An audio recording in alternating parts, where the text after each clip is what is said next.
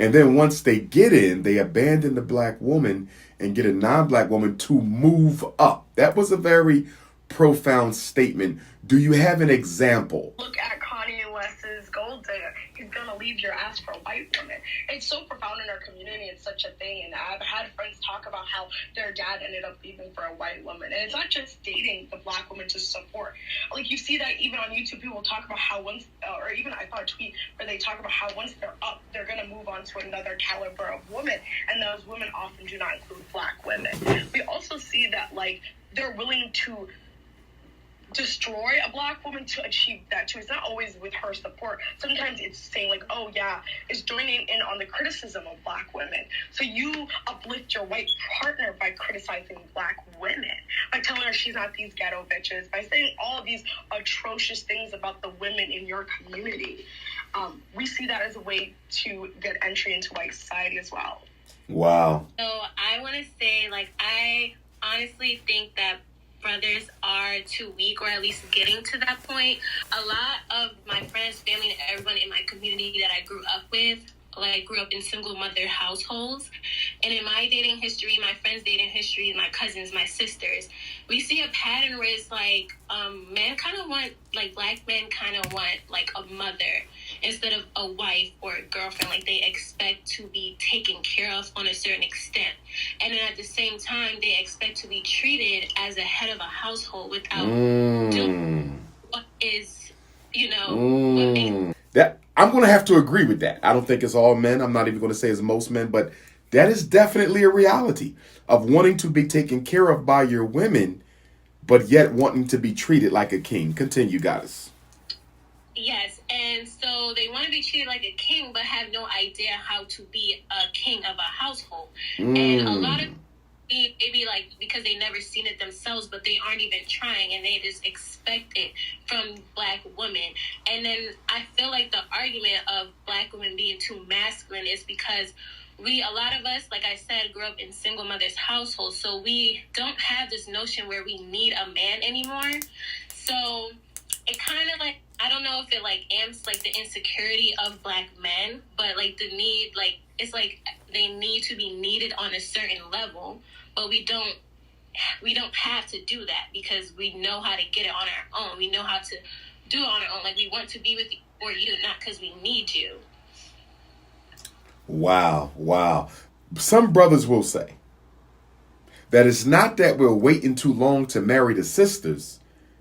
It's that the sisters put their career and their education over marriage. And so some brothers are saying, it's not that I wanted to wait till I was 40 or 45 to wife her, but she didn't want to get married until she was done medical school or law school or had a business up and running. Are black women waiting too long to get married in terms of putting the career and the education before family? Do you think that's a mistake that black women are making, especially in the context of the fact that there's not enough black men to go around in the first place? So already you don't have enough to choose from. And then on top of that, you want to delay marriage until you're done med school, law school, got your business up and running. Do you think black women need to rethink putting career and education before marriage? Honestly, I think it's a mistake for black women to put their careers beforehand because we aren't receiving the level of security we would like in the black men that we are dating. Are sisters waiting too long to get married? Are they putting career and education above marriage? And then what is your thought on the sister's comment that black men are looking to be taken care of by their women, but at the same time want to be treated like a king? What's your thoughts? All right. So first, before I answer those two questions, I just want to circle back to the way that was talking. Sure. Because I am thoroughly disgusted by the rhetoric that she just spewed on our black men. We have to take accountability as black women, okay? I was educated at a very, very early age, and you touched on it very briefly, that men and women use sex for two completely different reasons. As in my teenage years, I was told that men use sex for enjoyment purposes solely, for the most part, and women use sex to procreate. We have two completely different makeups. And for some reason, our young ladies don't seem to understand that. By equating sex and love and or a lack of love is not the route that we should be going. And if you're laying down with these men and they're not doing what they're supposed to do in the long term or even the short term, who's responsible for that? You have given your body to someone who is not worthy. So where do you take accountability for what you have done? You are the owner of your temple. So I don't agree with blaming men, but I was just appalled listening to her. Where do you think Black women need to self-reflect? In the choices that they make in mating. I just think that, we need to be smarter about this, because in regards to, dating outside the race, I'm not intimidated by a Latina or a white woman or any other woman for that matter, because I walk with my head held high and I have a great level of self-confidence. So those women, whatever they do is whatever they do. I'm going to continue to be me. So I think that, we should definitely hold ourselves accountable. Someone just put a comment up here and they said, this woman, and I think it's from a woman. It says, this woman is a Black male worshiper. How do you respond to sisters who accuse you of being a quote unquote Black male worshiper by holding them accountable? How do you respond to that? Oh, the nerve of them. Hey, if the shoe fits, I guess I'll wear it. I am pro-Black men. I have a son. I have a brother. I am pro them. And I will not let them fall victim to dating any of these ratchets. Absolutely not. Now, what is a ratchet, Sister Steffi? Sister Steffi, give us a definition of a ratchet Black woman. What characteristics make ratchet? Okay, well, I'm going to say some things that are not going to go well with them. That's all right. Be unapologetic. We unapologetic here. I certainly will. I will not let either of them date any single women. Single mothers, I should say. Excuse me. So you will not let your son date a woman who has a child? Absolutely not. Is that fair? Is that fair, Sister Steffi? I listen. I've gotten a lot of pullback on that. I know it's a contentious argument, but I stand firm on it. But tell me why, though. Give me 2 reasons why you would not want your son to date a single Black mother. Why? Because I want my son to experience family for the first time, with a young lady who has never experienced it. And then I don't want him taking on another man's responsibility, because if she wasn't smart enough to pick somebody to lay down with who was going to be worthy enough to be the father of her child, then she doesn't deserve you. Woo! That's powerful. So I can't disagree with you. And I agree. Wow, that's strong. That's strong. That is powerful. You are the controller of your body. Wow. Who you choose to open your legs to is a complete reflection of you. Woo. That man will always be tied to your life. You may have definitely rocked the boat tonight with some powerful comments. Hey, Man, that's powerful. I'm speaking it like it is. You know what? It's a hard truth. Wow, that's powerful. Is that fair, though, that if a sister made a mistake, ran into a wrong situation, nobody's perfect, life is about experiences, is it fair to say she cannot have a man who does not have children? Is that fair to Black women? Some people are, they make mistakes when they're young, but I can't even give that as an okay, because hell, I didn't make mistakes when I was young. I was taught by really solid elders. I had, a really solid upbringing. So, guess you could call it bougie in a certain sense. But hey, it is what it is. Hold that thought for 1 second, Sister Steffi. Sister Tima, I see you on Fanbase. You want to come back in and respond. Wave your hand, Sister Tima, and I'm going to put you back in. So, Sister Steffi, this is Sister Tima who spoke earlier. She wants to respond. Yeah, that's her toxic rhetoric. She is angry and bitter. I'm waiting for. To take a happy pill. That was ridiculous, honey. Tima, I need your hand, Queen. I need your hand. I don't see you. Wave so I can add you back. You can't go forward walking around with that kind of energy. How are you going to receive positive when you got that on your shoulders weighing you down? You can't receive the blessings that God has got for you. If you walking around with that kind of negative energy already at that young age, she don't even sound old. How old? Don't know. You need to ask how old these young people are. Okay, I just clicked the wrong. There she goes. Sister Tima, are you with us, Goddess? Sister Tima? Yeah, okay. Steffi, respectfully, you're very anti-black woman. I don't even know why you're speaking on me when I wasn't even on stage. It's getting weird. And for you to call me bitter and angry, I'm not angry. Quite frankly, the rhetoric you're speaking is very self-hating. You calling black women ratchets, right, is quite frankly really anti-black. You, as an older person, someone that's supposed to be teaching the new generation, the younger generation, how to love themselves, you're literally preaching hatred right now. So don't address me when I'm not on stage. It's really weird. How old are you? 40? And this is why emotional incest is such a big thing in the black community, especially between mothers and sons. You are one of the main reasons why their sons are so attached to their mothers, okay? You are one of the reasons. I literally cannot. You're speaking on, what she said is so disgusting. I didn't say anything that was hateful towards black men. I held their feet to the fire and I held them accountable. If you don't like that, so be it. I truly don't care. You will not address me in the manner you just spoke to me, and I'm not your child. I'm not your son that you can go and belittle, okay?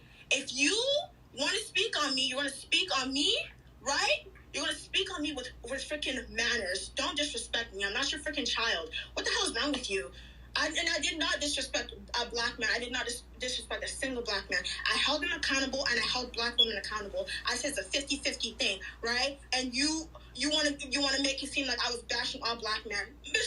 No, disrespectfully, shut the hell up. I did not disrespect any black man for you to be speaking on me the way you're speaking on me. It's really weird, and don't call me bitter. If anyone's bitter, it's you, because probably a white woman stole your man, your black man, because black men love you snow bunnies, okay? Don't ever in your miserable life come here and speak to me in the manner you just spoke to me in. You're too damn old, okay? Go be in a retirement home, girl. Let her respond, Sister Tima. Be respectful, Tima. Sister Steffi, your response. I'm not being disrespectful to her. I said what I had to say. Okay. And Steffi, be respectful back, because I'm not your child, and I will disrespect you in a heartbeat. You're not my mom, and I will disrespect you back. No, we're going to respect. She's older than you, Tima. We got to maintain respect, Princess. I don't care if anyone's older. Give her a chance to respond. Tima, let her respond. Go ahead, Sister Steffi. Listen. It is what it is. There's a such thing as a replay. You can go back and listen to yourself. That's all you need to do. And you can... Wait, Tima, let her talk. Tima, let her talk, Tima. Hopefully, if you're listening with somewhat of an objective mind, you can kind of hear yourself and the negative energy that you have just put out. I'm not the only one that senses it. You can probably go down the list. I wish there was like a chat option that other people could chime in and so they could give their thoughts on you as well, because it was negative. I'm not telling you a lie. It was negative. Okay, you may have made a quick, brief statement. Hey, yes, okay, it's 50-50 that, men are too masculine, women are too masculine as well. But your emphasis was on the men. You didn't hold women accountable. You didn't even make, I don't even think you even made one argument leading towards women being accountable. But again, you can listen to your replay, okay, honey? That's it. If you would have listened, I did hold Black women accountable. I did say they're not absolved of any issue, of any problems that's in the Black community.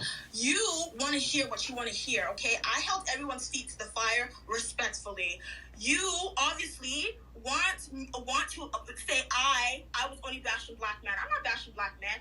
If you feel as though Black men aren't good enough, that's on you, babe. That's on you. I never said Black men are not good enough, okay? I said I love Black men, but they pick non-Blacks over who?